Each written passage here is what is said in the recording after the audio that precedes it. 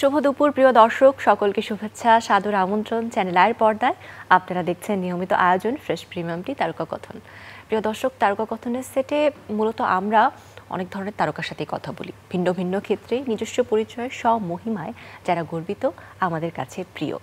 তবে তারকাদের মধ্যে আমরা বিশ্বাস করি যে যারা লিখেন, অর্থাৎ আমাদের যে জ্ঞানের পরিধি, আমাদের যে কল্পনার জগৎ তাকে আরও বিস্তৃত করে তোলেন লেখক যারা, তারাও কিন্তু আমাদের জন্য অন্যতম তারকার ভূমিকা পালন করেন। তেমন দুজন তারকা নিয়ে আজকে তারকা কথনের সেটে আপনাদের সামনে হাজির হয়েছি।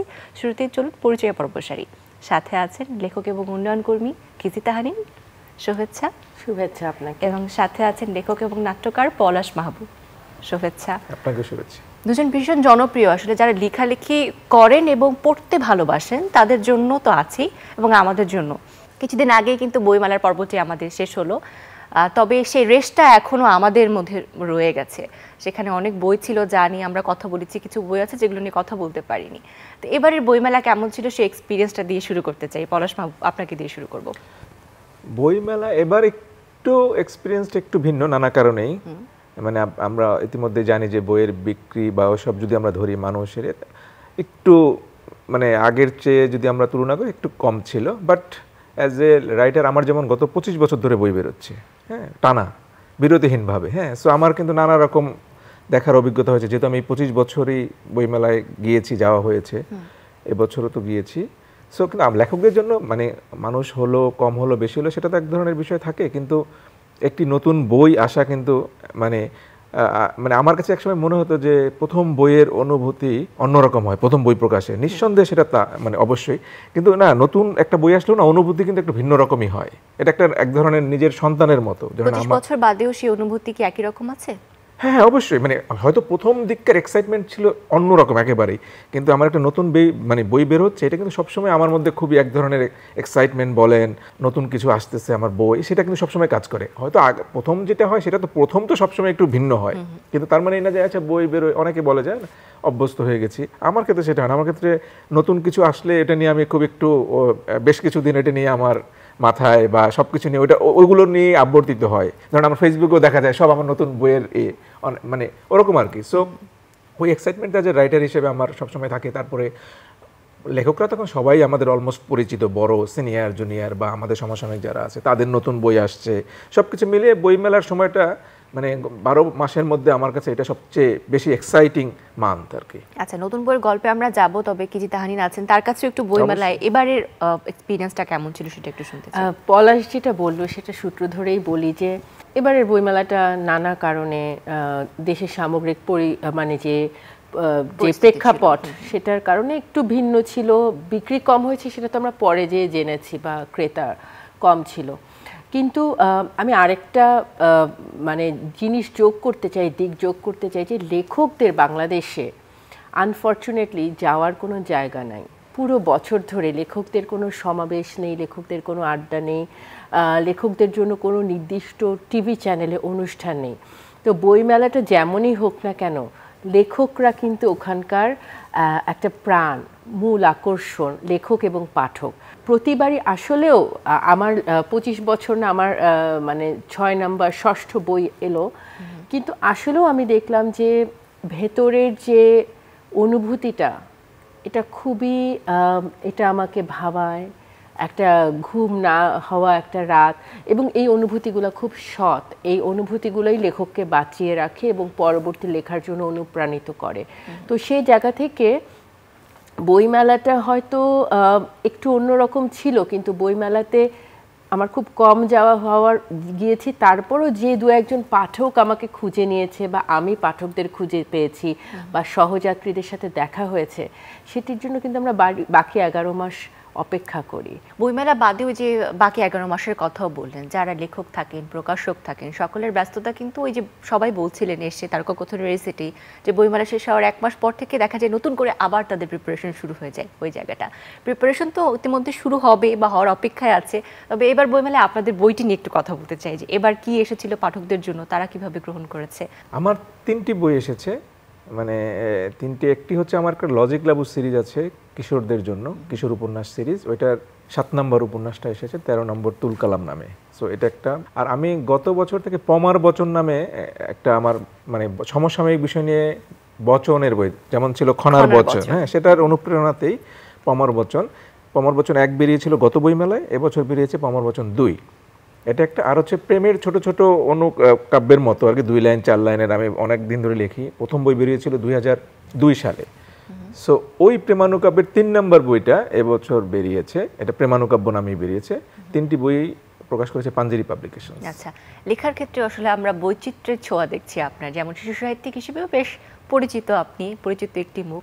শিশুদের জন্য লেখা, আবার প্রেমের কথা বলছিলেন, সেখানে লেখার জায়গাটা, আবার আপনি পমার বচন নামে একটা ভিন্নধর্মী কোন একটা কাজ করছেন। কোন ধরনের লেখা লিখতে আসলে বেশি ভালো লাগে? না, ওইটা আসলে ভালো লাগে বলে কিন্তু সবকিছু লিখছি আমি। মানে এখন আমার কিন্তু কোনো ভালোবাসাই বলেন, আমি আমার শুরুটা হচ্ছে ছড়া দিয়ে। আমি একদম যখন স্টুডেন্ট লাইফে যখন 5-6-এ পড়ি, এবং আমার লেখা কিন্তু পত্রিকার পাতায় পলাশ মাহবুব, 5ম শ্রেণী 6ষ্ঠ শ্রেণী, মানে আমি কিন্তু স্টেপ বাই স্টেপ কিন্তু এখানে এখন পাওয়া যাবে পলাশ মাহবুব, খালিশপুর, খুলনা, হ্যাঁ, আমি যখন যেখানে ছিলাম এভাবেই কিন্তু। তারপরে আস্তে আস্তে আমার নাম ঠিকানা আমার নাম থেকে সরে গেছে, হ্যাঁ। সো আমি স্টেপ বাই স্টেপই এই জায়গায় এসেছি। প্রথমে ছড়া ছোটদের জন্য, তারপরে বড়দের ছড়া, তারপরে ছোটদের গল্প, ছোটদের উপন্যাস, বড়দের উপন্যাস, টেলিভিশন নাটক, বড়দের গল্প, স্টেপ বাই। আমি কিন্তু কোনো লাভ দিয়ে আরেকটা যাই না, হ্যাঁ, রম্য রচনা, নিজে বড় হয়েছেন, সাথে সাথে লেখার প্রস্তুতি। যেমন আমার একটা সীমাবদ্ধতা আছে, একটা সুবিধা হচ্ছে আমার প্রচুর আইডিয়া আছে, আর সীমাবদ্ধ হচ্ছে আমার ধৈর্য খুব মানে কমতি আছে আর কি। আমি লম্বা লেখা একটু অনেক সময় মানে কিশোর উপন্যাসটা মোটামুটি এখন একটু মানিয়ে নিয়েছি, কিন্তু বড় লেখার ক্ষেত্রে আমার একটু প্রবলেম হয়। কারণ হচ্ছে বড় লেখার ক্ষেত্রে ক্যারেক্টার মনে রাখতে হয়। আমার কিন্তু প্রায় 70-80টা টেলিভিশন নাটক আছে ইতিমধ্যে, এবং এর ভিতরে বেশ ভালো জনপ্রিয় নাটকও আছে। কিন্তু আমার 7 পর্বের মানে টেলিভিশনে ঈদের সময় যে 7 দিনের প্রোগ্রাম হয়, আমার সর্বোচ্চই হচ্ছে 7 পর্বের সিরিয়াল। আমার কিন্তু এরপরে 26-13 এরকম নাই, নিয়মিত ধারাবাহিক যেগুলো, হ্যাঁ, লম্বা ধারাবাহিক সেগুলো নেই। এখানে ই আছে। তো আমাকে কিছু জায়গায় একজন কিছু আমার কি নিয়ে কাজ করা উচিত, আমি বলছি আমার ধৈর্যের জায়গাটা নিয়ে কাজ করা উচিত, যে একটু ধৈর্য নিয়ে। কারণ লেখালেখি কিন্তু অনেক কঠিন কাজ, এটা দেখা যায় না, এমন একটা পরিশ্রম, এটা মাটি কাটার মতো পরিশ্রম, কিন্তু এটা আসলে কোথাও অ্যাড্রেস হয় না, দেখা যায় না, কেউ বুঝে না। মানে যে কারণে আমরা লেখকরা কি করেন, লেখালেখি করি। আমাদের দেশের বাস্তবতায় এখন পর্যন্ত আপনি লেখালেখি দিয়ে, মানে আমি যদি সত্যিকার ফ্র্যাঙ্কলি আমি কখনো এটা বলিনি, আজকে বলতে চাই, সেটা হচ্ছে আমার লেখালেখির ইনকাম দিয়ে আমি হিসাব করে দেখেছি 1.5 মাস চলতে পারি আমার লাইফ স্টাইলে। আমার লেখা মানে আমি শুধু বইয়ের কথা বলছি, নাটক এগুলো বাদ দিয়ে, বই থেকে আমি যে রয়্যালিটি পাই আমি 1.5 মাস চলতে পারি। এখন পর্যন্ত লেখা আপনার সকল বই, নাকি যে কোনো একটি বইকে কেন্দ্র করে? না, সকল বই থেকে রয়্যালিটি যা আসে, এটা তো সব ধরনের পুরনো বই যেগুলো ধরেন 25 বছর আগে, সেই বই থেকে তো আসলে ওভাবে আসে না যদি আমি এটাকে রিভাইভ না করি, হ্যাঁ। সো আলটিমেটলি যেমন ধরেন যে আমি হিসাব করে দেখেছি 20-25টা বই থেকে আমি রয়্যালিটি পাই। এটা নিয়ে আসলে লম্বা একটা ডিসকাশন আমরা করতে পারি, এই বিষয়ে টপিকটা ধরে আবার যাব। তবে নতুন বইয়ের আলাপে যেহেতু ছিলাম, আমি একটু কিজি তাহানির কাছেও জিজ্ঞেস করবো যে এবার বইমেলায় তার নতুন কি কাজ ছিল। হ্যাঁ, আমার এবার এসছে আমার প্রথম উপন্যাস, আমার 6ষ্ঠ বই, কিন্তু প্রথম উপন্যাস। আমার বাকি গল্প মানে যে বইগুলো ছিল ওগুলো ছিল ছোট গল্প, এবং পাঠক একসময় আমাকে আসলে চেনা শুরু করলো, বা পাঠকদের সাথে সংযোগটাই হলো আমার ছোট গল্পের মাধ্যমে। তো আমার আবার আসলে লিখতে ভালো লাগে। আপনি যে প্রশ্নটা একটু আগে করছিলেন, কি লিখতে ভালো লাগে, আমি লিখতে ভালোবাসি। সো যখন যেটা আমার মনে হয় যে আমি প্রস্তুত, আমি সেটাই লিখি। উপন্যাসটা খুব লিখবো বলে লেখা না, এটা করোনার সময় বা তারও আগে থেকে আমার মাথায়, আমার মনে হয় 4 বছরেরও বেশি সময় ধরে আমি মাথায় নিয়ে ঘুরছিলাম যে আমি 90 দশকের ঢাকার জীবন নিয়ে লিখতে চাই। কারণ আমাদের সাহিত্যে ঢাকা খুব উপেক্ষিত।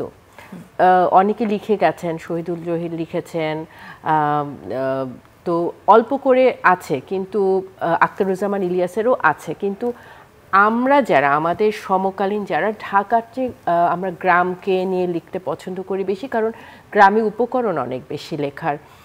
আমার কাছে মনে হয়েছিল যে আমি ঢাকার যে চরিত্র দেখেছি, ঢাকার যে বৈচিত্র্য দেখেছি, আমার একটা দায় আছে সেটা সাহিত্যের মধ্যে প্রকাশ করবার। তো তখন 90-এর একটি কলোনির জীবন, সেটি নিয়ে ভাবনা, সেটি নিয়ে তথ্য সংগ্রহ করা, আমার একটি কলোনিতে আসলে বড় হওয়া, কিন্তু এটা কোনো আত্মজীবনীমূলক ইয়ে না, সেখানে আমি হয়তো উপকরণ ব্যবহার করেছি, সেটি ধরে অ্যাবসলিউটলি একটা ফিকশন এগিয়ে গেছে। তো সেটার প্রস্তুতি নিয়ে লিখেছি মনে হয় 2.5-3 বছর, ভেবেছি 4 বছর। তো সেটা যে যখন দাঁড়ালো তখন একটি পূর্ণাঙ্গ উপন্যাস হলো, এবং আমি মনে করলাম যে এবার এটি প্রকাশ করা যেতে পারে। সেখান থেকে আসলে এই বছর উপন্যাসটি এলো বাজারে। পলাশ মাহবুবের থেকেই বলতে হয় যে আসলে ধৈর্যের পরীক্ষায় তিনি সফল হয়েছেন উপন্যাস লেখার ক্ষেত্রে। এবারে তাহলে কি কি বই, একটু নামগুলো আমরা শুনতে চাই। হ্যাঁ, আমার প্রথম বই ছিল ইচ্ছের মানচিত্র, ছোট গল্পের বই, ছোট গল্প। হ্যাঁ, তারপরে ছিল আছে এবং নাই, সেটিও ছোট গল্পের একটা কোলাজ, পুরোটা মিলে আসলে একটা সম্পূর্ণ গল্প। তারপরে বুধ গ্রহে চাঁদ উঠেছে, এটা কি উপন্যাস? ছোট গল্প, সবই ছোট গল্প। আমার 1.5 নম্বরই। এই 4টি ছোট গল্প এসেছিল পাঠক সমাবেশ থেকে। পরবর্তীতে ইতি হেক মালন্তী আমার আরেকটি ছোট গল্পের বই পাঞ্জেরি থেকে এসেছিল, এবং আমার প্রথম উপন্যাস চনরকি এবার বাতিঘর থেকে। সবগুলোর কভার আসলে দেখেছি দর্শকদের সাথে নিয়ে, এবং তারা যদি আসলে ওইগুলো পারচেস করতে আরো সুবিধা হয় তাদের জন্য। বই লেখার জার্নি তো আসলে এক একজনের জীবনে এক এক রকম। পলাশ মাহবুবের ক্ষেত্রে সেটা ভিন্ন ছিল, আপনার ক্ষেত্রেও নিশ্চয়ই সেটা ভিন্ন। এই যে একটা প্রফেশনের পাশাপাশি বই লেখাকে বেছে নেওয়া এবং সেখানে আসলে ফুললি ডেডিকেশন দেয়া, এই জিনিসটার ইন্সপিরেশন আসলে কোথা থেকে আসে পলাশ মাহবুব?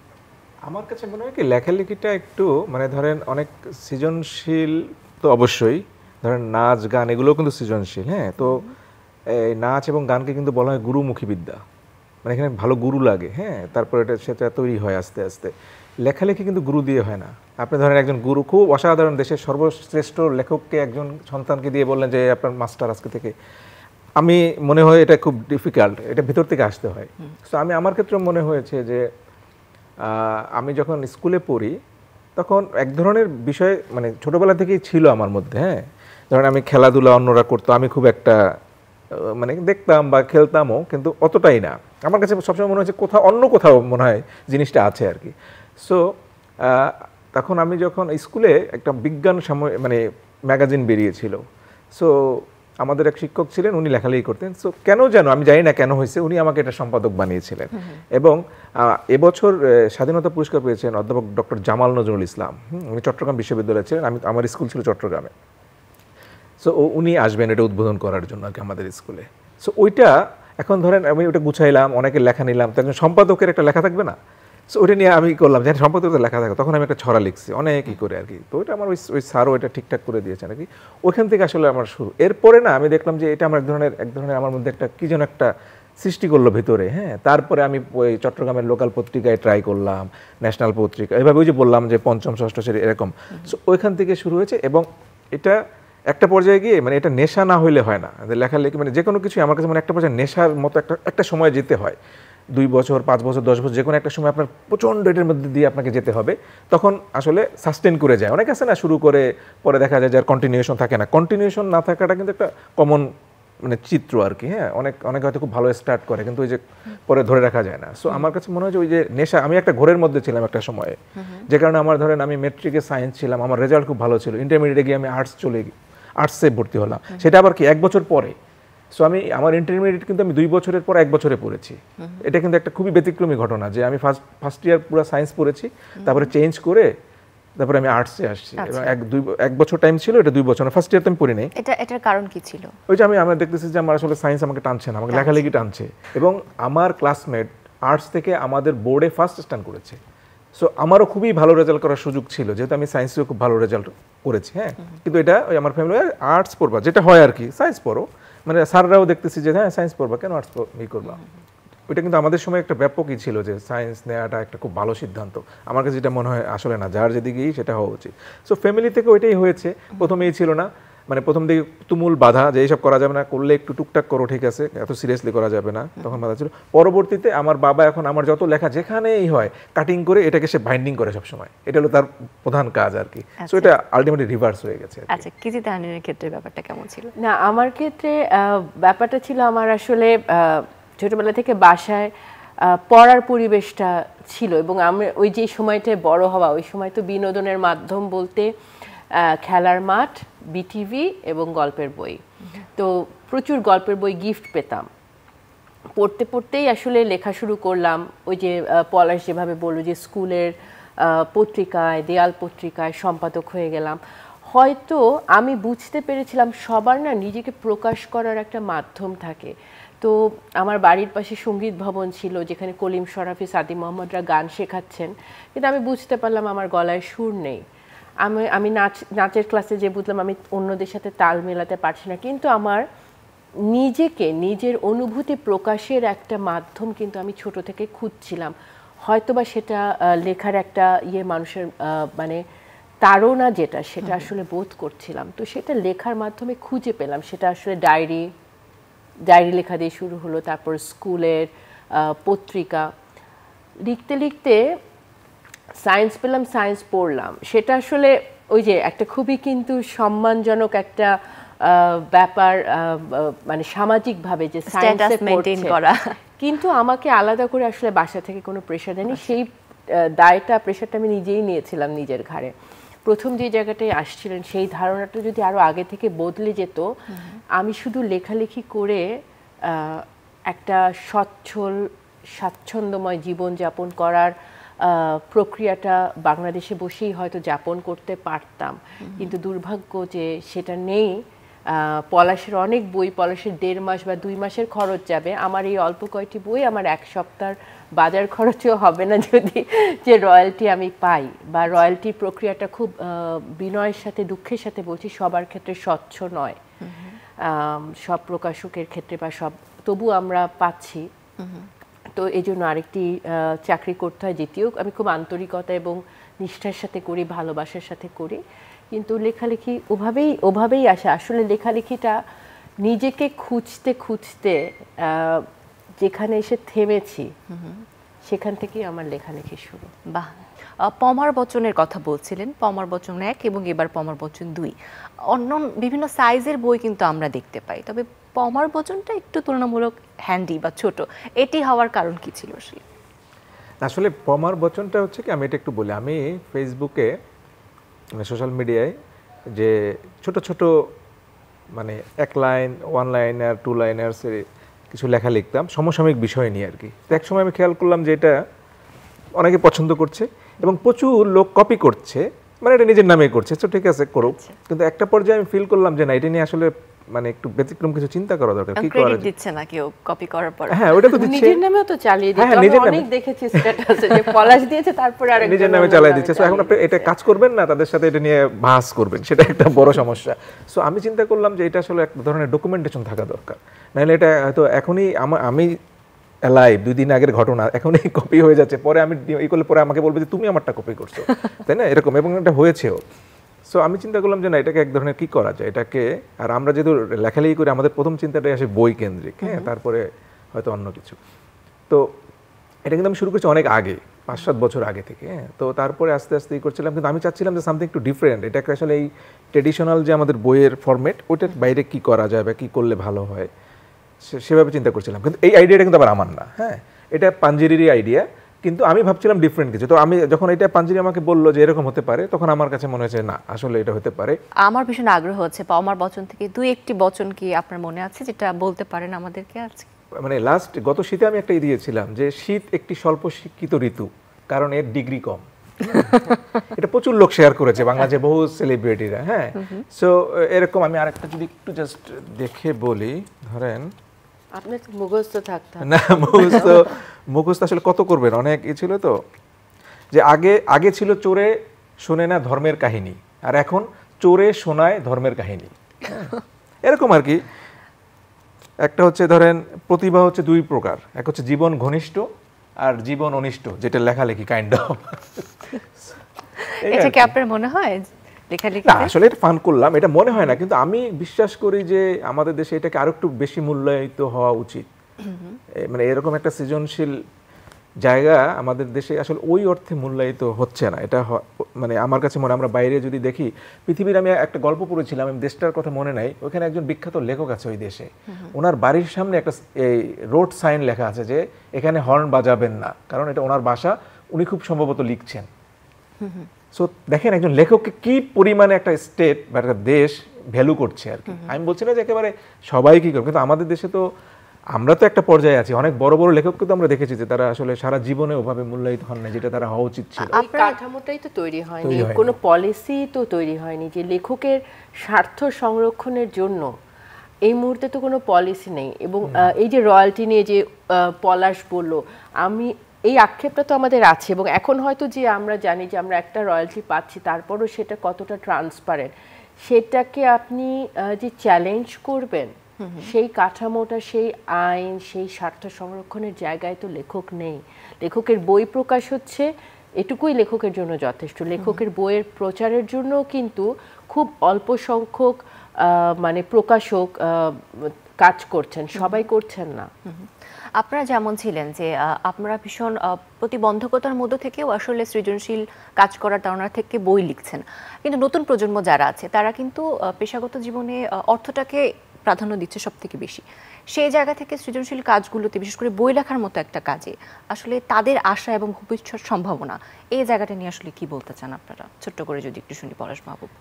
সম্ভাবনা যেটা হচ্ছে, এটা যে প্রথমে আমি একটু বলেছি যে এটা আসলে আপনি কাউকে জোর করে কিছু করতে পারবেন না। এটা একেবারেই মানে এটা একটা শুধু, এটা কিন্তু পেশা না, এটা হচ্ছে নেশা, বা এটা একদম ভেতর থেকে আসতে হবে। সো আমরা তরুণ বা যেই আসুক, মানে ওনার প্রথম কথা হচ্ছে কি, আমি চাই বা উনি চাক বা আপনি চান সেটা বিষয় না, আসলে এটা উনি ভিতর থেকে, ওনাকে আপনি আটকে রাখতে পারবেন না, এটা ফুটবেই। হ্যাঁ, সো যিনি আসতে চাচ্ছেন বা যিনি এর জন্য প্রস্তুত হচ্ছেন, মানে তাদের জন্য, মানে আর এমন একটা এই সেক্টর, এখানে আসলে কোনো আপনি গাইডলাইন, যে বললাম এটা গুরুমুখী না।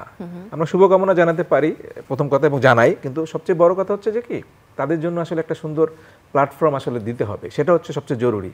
আপনি একজন অসাধারণ প্লেয়ার তৈরি হয়েছে, কিন্তু আপনার খেলার মাঠ নাই, হ্যাঁ, সো এটা আসলে ইউজলেস হয়ে যাবে। সো আমার কাছে যেটা মনে হয় যে, ওই যেটার কথা একটু আগেই বললাম, যে একটা পরিবেশ তৈরি করতে হবে, যে একজন লেখককে, হ্যাঁ আমরা হয়তো টাকাটা দিতে পারছি না ওই অর্থে, সেটা ঠিক আছে, ওকে, সম্মানটা আমরা নিশ্চিত করি, একটা কিছু তো নিশ্চিত করতে হবে, না হলে তো আসলে ভালো প্রতিভা এভাবে তো আসলে মানে এই হবে, অনেক ডিমোরালাইজ হয়ে যাবে, অনাগ্রহটা বেশি জন্মাবে। প্রতি মুহূর্তেই প্রতিবন্ধকতা তো আসলে দুর্ভাগ্যজনক। আমি একটু অন্যভাবে ভাবি। আমার কাছে মনে হয় যে আমি নতুন প্রজন্মকে মোটা দাগে কোথাও এভাবে ফেলতে রাজি না, যে তার অর্থের দিকেই ছুটছে। আমরা হয়তো এমন করে ভাবছি, কারণ আমরা ওই প্রজন্মের বাইরে যেয়ে দেখছি। কিন্তু আমি কিন্তু মনে করি নতুন প্রজন্ম পড়ছে, হয়তো কম পড়ছে, কিন্তু আমি এখনও বই মেলায় দেখি যারা বই কিনছে নতুন প্রজন্মের, ওরাই বই কিনছে। আমি বিভিন্ন মানে বুক রিভিউ প্ল্যাটফর্ম এবং ওখানে দেখি যে একজন 50-60টা করেও বই কিনছে, তার মানে কিনছে, তো সেটা একটা পজিটিভ জায়গা। এবং তারা তাদের মতো করে লিখবে, তারা হয়তো যেভাবে লিখবে সেই ফর্মটা হয়তো ডিফারেন্ট হবে, সেই ফরম্যাটটা আলাদা হবে, তাদের ভাষাটা আলাদা হবে, আমরা বুঝতে পারবো না, কিন্তু সেই সময়টুকু দিতে হবে। এবং আসলে মহাকাল বলে দেয় যে কতটুকু টিকে থাকবে সাহিত্যে, কতটুকু থাকবে না।